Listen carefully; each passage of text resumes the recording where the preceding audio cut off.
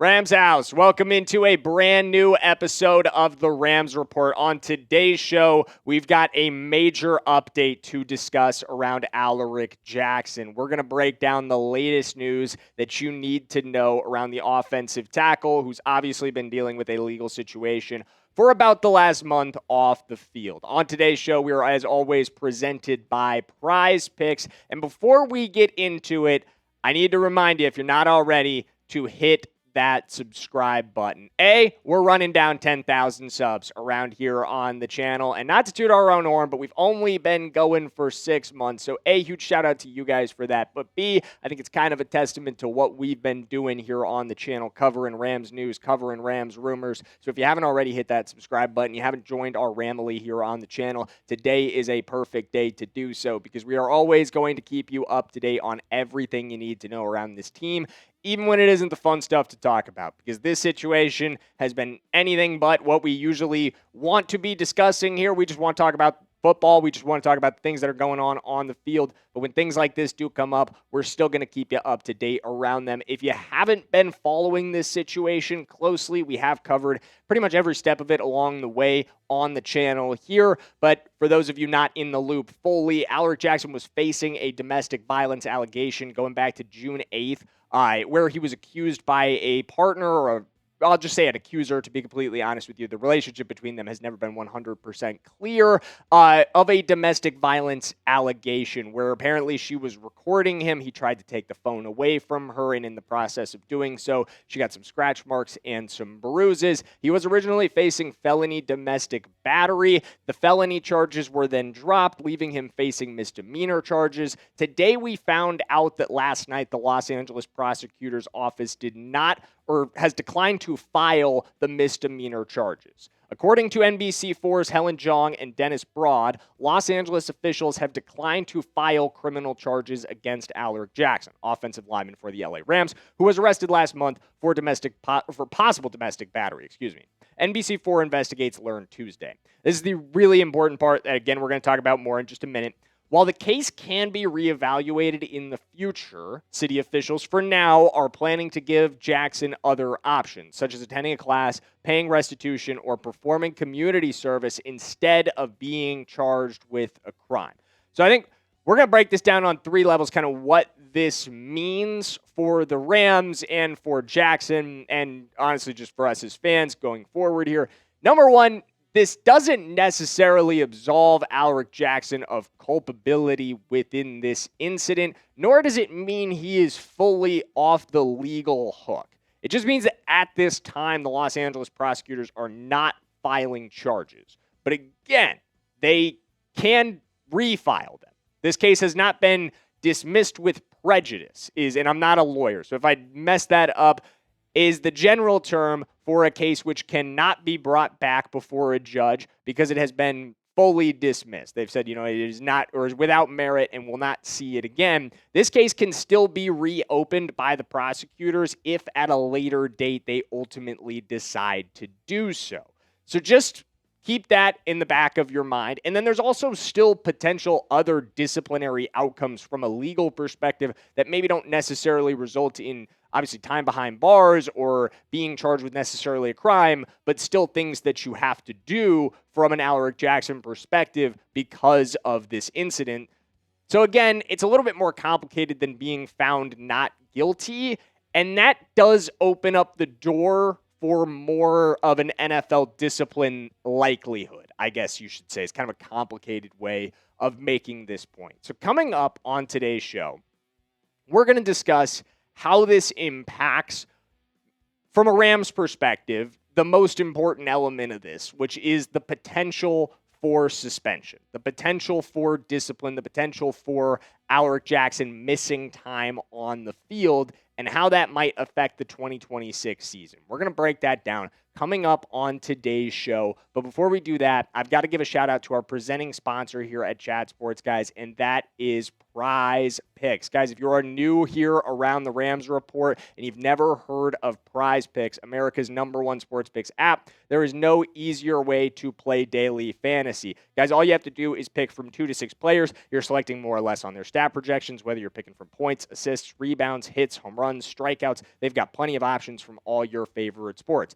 Plus, Prize Picks has awesome social features that allow you to easily tailor fade your friends or your favorite creators, including me. I'm Jackson Durham with no spaces, and you guys can easily drop a follow on my account and see all of my latest lineups that I've been placing, including this one that I've got going with the season-long projections on professional football. I went with the less on Fernando Mendoza, the less on Jeremiah Love, and the more on Jordan Tyson. A little 20 to win, 120 on that, John. So you guys can tell, you can fade, whatever you want to do, just do it with our friends over at Prize Picks. And if you're brand new to Prize Picks, make sure you use our promo code. Download the Prize Picks app today and use code HMA when you play your first $5 lineup to receive $50 in lineups. That's code HMA when you play your first $5 lineup to get an extra $50 in lineups with Prize Picks. The clickable link to download the app is in the comments and the description below. As always, thank you to Prize Picks for sponsoring today's video.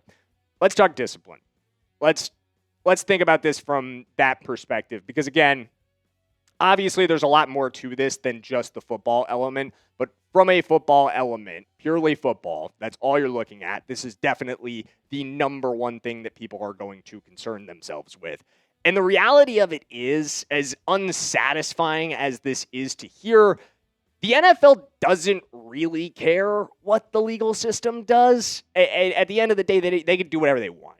And this has been my consistent refrain as we've followed this whole investigation, as we've hit pretty much every update marker I have told you guys consistently, despite what it seems with when the felony charges were dropped. I told you guys to keep in the back of your mind, even though he's only facing a misdemeanor, it doesn't really matter that it isn't felony. The NFL could still do whatever they want. Now, even though he's still not facing criminal charges at this time, again, that is kind of the caveat there, the NFL can still do whatever they want. They've been wildly inconsistent about discipline in the past. They're an incredibly hard organization to predict when it comes to disciplinary situations.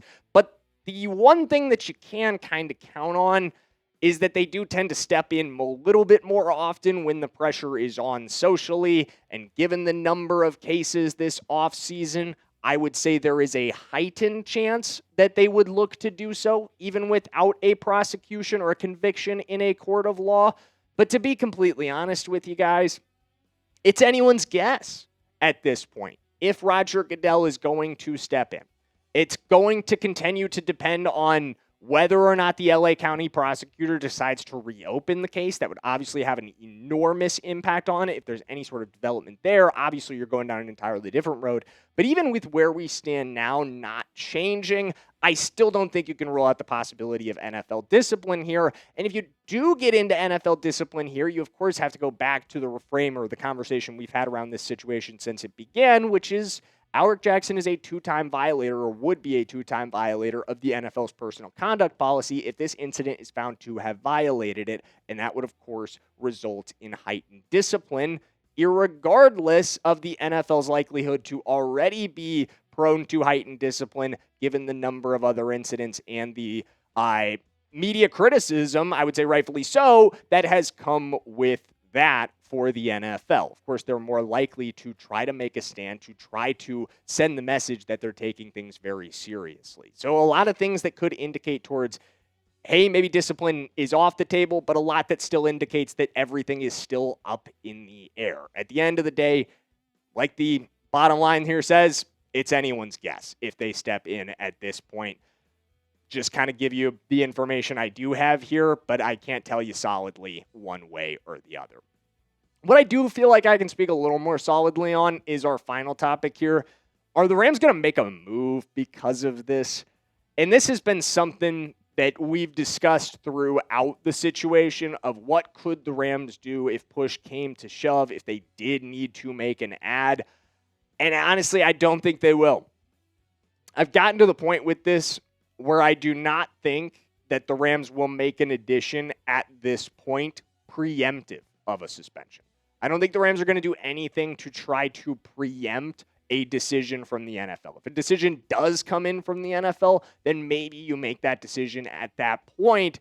But I think the reality of doing it is much more complicated than a lot of fans would like to maybe acknowledge, because there are fine options on the market. I'm not going to say good options on the market. There are fine options on the market. Taylor Decker, I think, is the one you feel the best about. Obviously, the connection with Matthew Stafford there is significant. He was Stafford's left tackle for a good number of years there in Detroit before Stafford ultimately exited. He had a bit of an unfriendly exit in Detroit this past season with disputes primarily regarding his pay in Detroit. And that's where I get kind of hung up if I'm the Rams, and I think this maybe applies a little bit to Jack Conklin as well, who had some really solid seasons with the Browns. You haven't got a lot of cap space to play around with here, to be completely frank with you. At less than $17 million for the 2026 season. So it does make making a signing outside of the Jonah Williams or Cam Robinson department at the bottom there kind of, and do you want either of those guys? I don't think so. I don't think you feel any better about throwing Jonah Williams or Cam Robinson into the fire than you do about just trying things with your third-round draft pick from this season. Just throw Keegan Trost into the fire.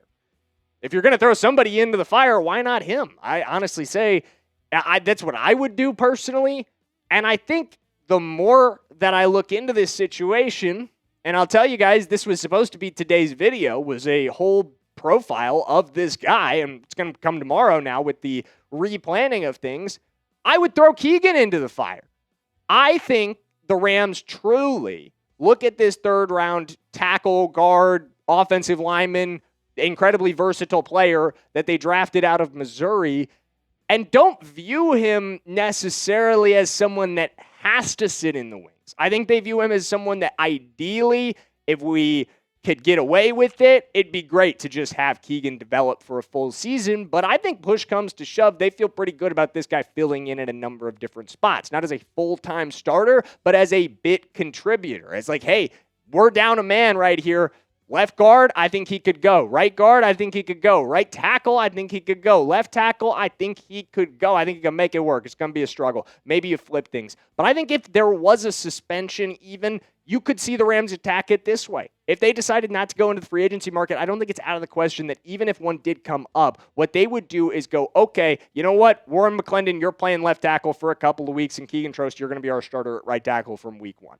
It's a tough position to put a rookie in, but I think at the end of the day, from a Rams perspective, it's almost the same as going out and getting a free agent because the options are limited in terms of guys you could afford or guys you actually feel confident in.